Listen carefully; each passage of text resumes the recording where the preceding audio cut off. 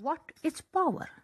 Power is an ability to act or have influence over others. Take for example, you need power to start up an engine. Politicians need power to implement their strategies. Now, what is power sharing? It is a system of political arrangement in which powers are shared between various organs of the government, between various levels of the government, between various social groups, and between political parties and pressure groups. Now the question arises, why power sharing is desirable? It is desirable because it helps to reduce the possibility of conflict between social groups. Power sharing is a good way to ensure the stability of political order, and power sharing is the very spirit of democracy. That's why power sharing is essential in democracies. Now let's discuss the case studies of Sri Lanka and Belgium to know further about power sharing arrangements. Now let's discuss the problems. The minority French-speaking community was rich and powerful. So this was protested by the Dutch-speaking community. The Dutch were majority in the country but were in minority in Brussels. So between 1950s and 1960s, there were tensions between the Dutch-speaking and French-speaking communities. So the Belgian leaders came up with a solution between 1970 and 1993. They amended their constitution 4 times. Why? To work out an arrangement that would enable both the French and the Dutch to live together within the same country without any conflict. So what arrangements that they made in their constitution, that we will discuss under accommodation in Belgium. The first thing they did, constitution prescribed that number of Dutch and French speaking ministers shall be equal in the central government. इसका मतलब है central government में दोनों का number बराबरी पे रहेगा. Many powers of the central government were given to the state government. Third, Brussels had a separate government, and here also both the Dutch and French communities had same representatives. इसका मतलब है equal number of representatives as it was there in the central government. Apart from the central and state government, they came up with a third tier of government, and that was known as community government. What was community government? It was a government which was to be represented by each community, means Dutch, French and German speaking. And each community will have their own government which would have power regarding the cultural, educational and language related issues of the community. So that was a separate arrangement made for each community so that there won't be any conflict between communities. So this is how, through a proper method of power sharing, Belgium solved the problem of the various communities in the country. Now let's visit Sri Lanka to understand the power sharing arrangements there. All of you know that Sri Lanka is an island nation just a few kilometers up the southern coast of Tamil Nadu, and its population is about 2 crores, same as that of Haryana. And here the major social groups are Sinhala speakers. 74% people speak Sinhala language and 18% people speak Tamil language. Among the Tamils, there are 2 groups. The native Tamils, who are known as Sri Lankan Tamils, they constitute 13%. And the rest, whose forefathers came from India as plantation workers during colonial period, are known as Indian Tamils, and their percentage is 5%. Besides the Sinhalas and the Tamils, there are about 7% Christians who are both Tamil and Sinhala. So this was the ethnic composition of Sri Lanka. Now let's focus on the problem Sri Lanka faced in power. The major concern, the major problem of Sri Lanka was the policy of majoritarianism. Now, what was majoritarianism? It is a belief that majority community should rule a country in whatever way it wants. Now, who were in majority in Sri Lanka? The Sinhala speakers were in majority because they were 74%. So, what the Sri Lankan government did? After independence in 1948, it adopted a series of majoritarian measures to establish Sinhala supremacy. So let's discuss one by one.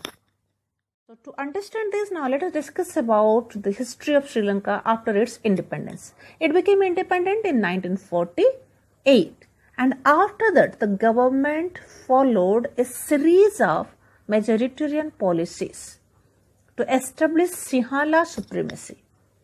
इसने क्या किया? It was in the year 1956 an act was passed.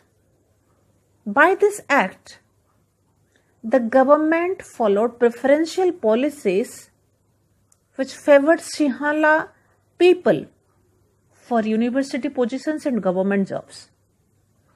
A new constitution stipulated that the state will protect and foster Buddhism, and Sinhala was declared as the office. What was the result of this majoritarianism on the Sri Lankan Tamils? The Sri Lankan Tamils started feeling alienated. It means they started thinking that the government was not with them, and the government policies denied their basic rights. They started feeling that they were discriminated as they were not getting jobs and opportunities. Their language was ignored. So the Sri Lankan Tamils started making parties and started struggles for recognition of Tamil as an official language.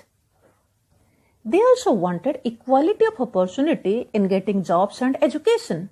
They also demanded for autonomy to the provinces which were populated by the Tamils.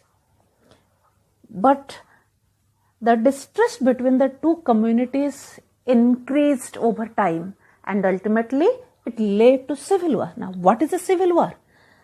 When a violence conflict starts between the opposing groups within a country, we call it a civil war. The civil war in Sri Lanka led the life of thousands of people of both the communities. Many families were forced to leave the country as refugees. And the civil war has caused a terrible setback to the social, cultural and economic life. After discussing two case studies, one of Belgium and another of Sri Lanka, what comes to your mind? Yes, we came to know that in Belgium there was power sharing among different communities. But in Sri Lanka, there was no power sharing. There was majoritarianism. It means the Sinhalas dominated the Tamils. So ultimately it led to civil war. So let us come to our next topic, why power sharing is desirable. Power sharing is desirable because it reduces the possibility of conflict between social groups as it did in case of Belgium.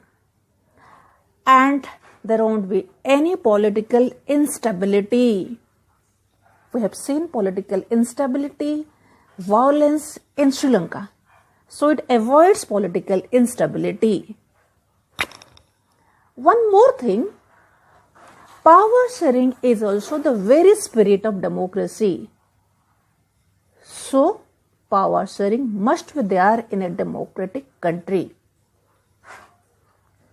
The first reason can be called as prudential reason, as it is based on logic, on prudence. And the second reason can be called the moral reason. It means when we say that power sharing is the very basis of democracy, this is the moral. Now let's come to the last topic of the chapter, the forms of power sharing.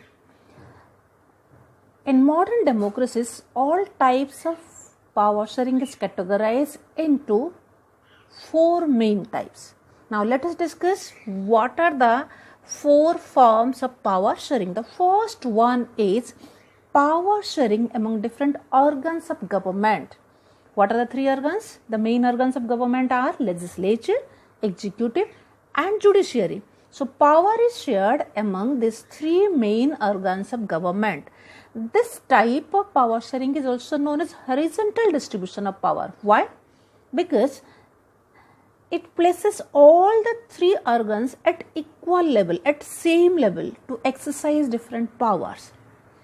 And this is also known as a system of checks and balances because each organ checks the other.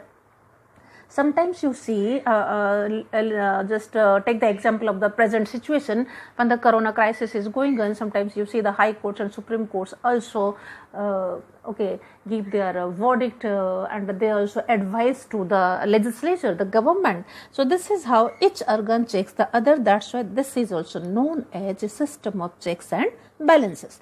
Now the second form of power sharing is power can be shared among different levels of government. Now different levels of government means between the central government, the state government and local government. In India, this type of power distribution is known as federal distribution of power.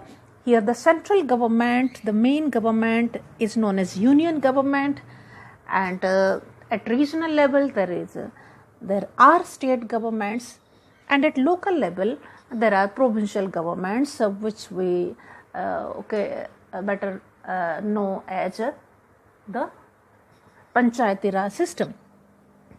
Now this federal distribution of power is from higher level of government to lower level of government. मतलब power जो है higher level से लेके lower level तक distribute होता है, इसीलिए इस टाइप की पावर डिस्ट्रीब्यूशन को बोला जाता है vertical division of power. Remember, vertical line, ऊपर से नीचे तक power distribution. So that is known as vertical distribution of power. Power also can be shared among different social groups, as we have the example of Belgium. Belgium में community government था. India में भी reserved constituency है, so that the minority also can have a fair share in power.